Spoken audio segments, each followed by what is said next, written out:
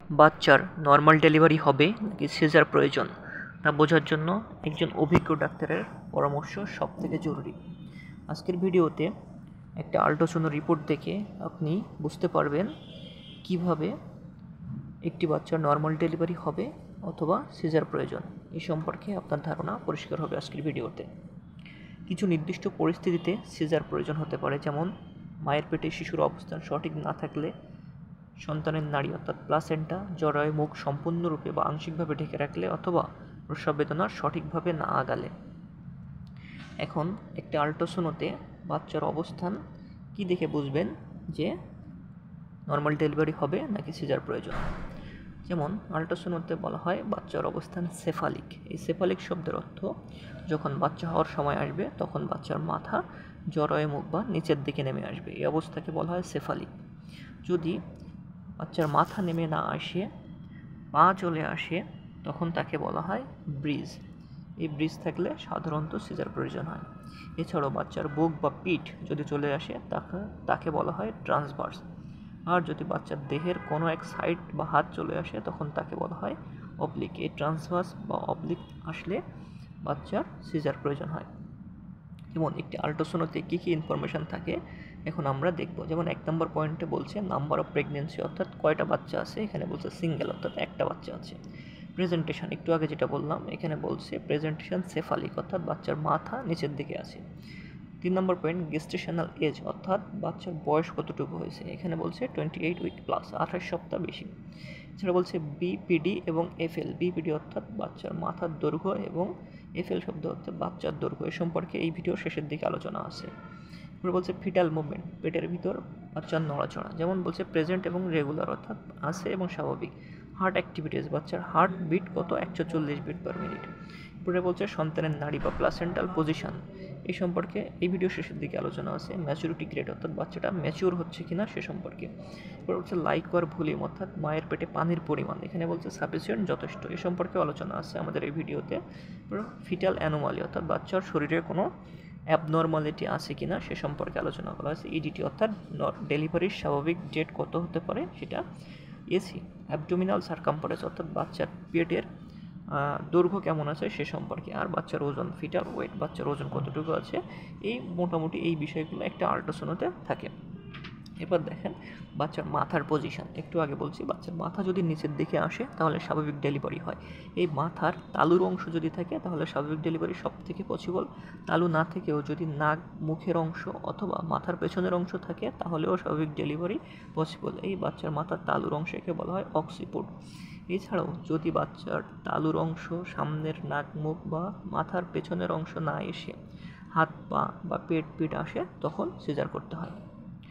এছাড়া বাচ্চার ওজন যদি 2.5 কেজি থেকে 3.5 কেজি পর্যন্ত তখন খুব স্বাভাবিকভাবেই নর্মাল ডেলিভারি হওয়া পসিবল। যদি বাচ্চার ওজন 4 কেজি বা তার বেশি হয়ে যায় অর্থাৎ বড়ো বাচ্চা হয় তখন সাধারণত মায়ের যে নিতম্ব দেশের হাড্ডির মধ্য দিয়ে আসতে পারে না, তখন ডেলিভারির প্রয়োজন হয়। আবার যদি 2 কেজির বা তার নিচে হয় তাহলে বাচ্চা নর্মাল ডেলিভারি হয়, কিন্তু বাচ্চা হয় সাধারণত অসুস্থ।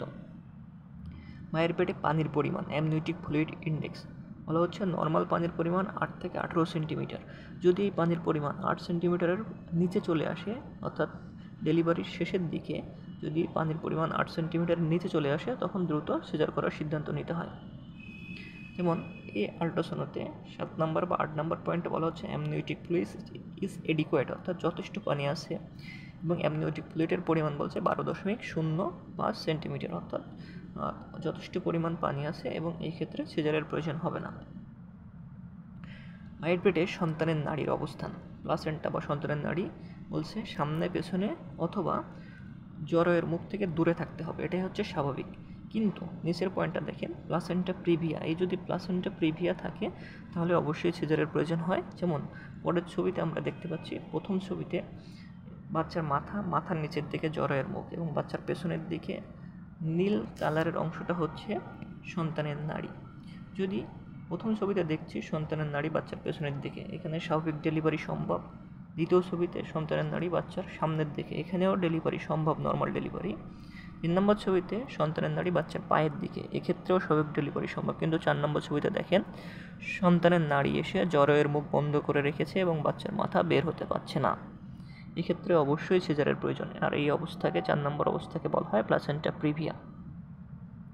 এরপরে দেখেন বাচ্চার মাথার দৈর্ঘ্য 9.2 সেন্টিমিটার থেকে 10 সেন্টিমিটার পর্যন্ত স্বাভাবিক, 9.5 সেন্টিমিটারের আশেপাশে থাকলে নর্মাল ডেলিভারি হয়। এই পাশের ছবিতে দেখতে পাচ্ছেন বাচ্চার মাথার এক পাশ থেকে আরেক পাশের যে দৈর্ঘ্য, এটাকে বলা হচ্ছে বিপিডি, বাই প্যারেটাল ডায়ামিটার, বা বাচ্চার মাথার দৈর্ঘ্য। এটি 9.5 সেন্টিমিটারের আশেপাশে থাকলেই বাচ্চার নর্মাল ডেলিভারি হয়। আবার দেখেন এখানে একটা বলছে ফিটাল হেড, বাচ্চার মাথা এবং পেলভিস রিলেশনশিপ। এই পেলভিস বলতে বোঝায় মায়ের নিতম্ব দেশের বা পাছার 2 হাড়ের মধ্যবর্তী দূরত্ব।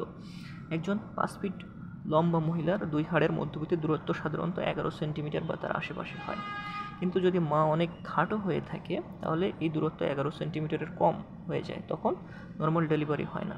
তাহলে স্বাভাবিক বললাম 11 সেন্টিমিটার, আর বাচ্চার মাথার দৈর্ঘ্য বলছি স্বাভাবিক 9.5 সেন্টিমিটার, অর্থাৎ বাচ্চার মায়ের 2 নিতম্বের হাড়ের মধ্যবর্তী জায়গায় 11 সেন্টিমিটার, বাচ্চার মাথার দৈর্ঘ্য 9.5 সেন্টিমিটার, অর্থাৎ 11 সেন্টিমিটারের মধ্য দিয়ে 9.5 সেন্টিমিটারের মাথা স্বাভাবিকভাবে নর্মাল ডেলিভারিতে চলে আসতে পারে। কিন্তু মা যদি অনেক খাটো হয় বা রুগ্ন শুকনো হয় তখন সাধারণত সিজার প্রয়োজন হয়, কারণ বাচ্চার মাথা বের হয়ে আসতে পারে না। আবার বাচ্চা যদি অনেক বড় হয়, 4 কেজির উপরে হয়, তাহলে সে 11 সেন্টিমিটার যে বাচ্চার মায়ের হাড্ডির দূরত্ব এর মধ্যে দিয়ে আসতে পারে না, তখন আবার সিজারের প্রয়োজন হয়। এই ভিডিওর ডেসক্রিপশানে বা আমাদের আরও আলোচনাগুলোর মধ্যে আমরা রেখেছি সিজার কীভাবে করা হয়, সিজারের পরে সেলাইয়ের যত্ন, সেলাই কখন কাটতে হয়, ব্যান্ডেজ কখন খুলতে হয়, ড্রেসিং কীভাবে করতে হয়, সিজারের পরে ইনফেকশান কখন হয়, কীভাবে বুঝবো ইনফেকশান হয়েছে, ইনফেকশান হলে করণীয় কী, কোন ওষুধ খেতে হয়, সমস্ত ভিডিও আমাদের এই চ্যানেলে আপলোড করা হয়েছে এবং ডেসক্রিপশন বক্সে লিঙ্ক দেওয়া আছে, আপনারা প্রয়োজন হলে দেখে নিতে পারেন। ধন্যবাদ সবাইকে।